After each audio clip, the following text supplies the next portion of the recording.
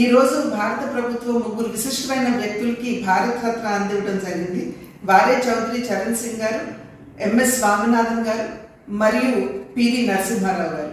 చౌదరి చరణ్ సింగ్ గారు వ్యవసాయ క్షేత్రానికి, వ్యవసాయ రంగానికి చేసినటువంటి సేవ ఇది మర్చిపోలేనటువంటి సేవ.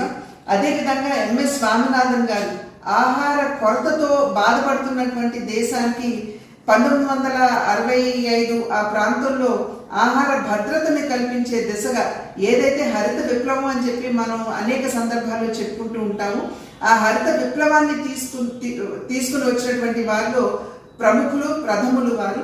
కనుక అటువంటి వారిరువురికి కూడా ఈరోజు భారతరత్న అందివ్వడం అనేది చాలా సముచితమైనటువంటి నిర్ణయం.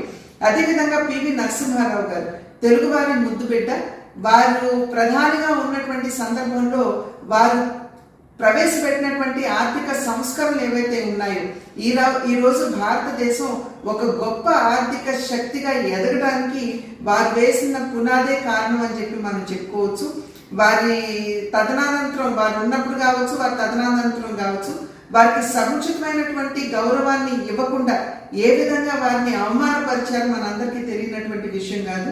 వారు ఒక రాజకీయవేత్త కాదు, పివి నరసింహారావు గారు ఒక గొప్ప రాజనీతిజ్ఞుడు అని చెప్పి మనం ఇక్కడ గుర్తించాలి.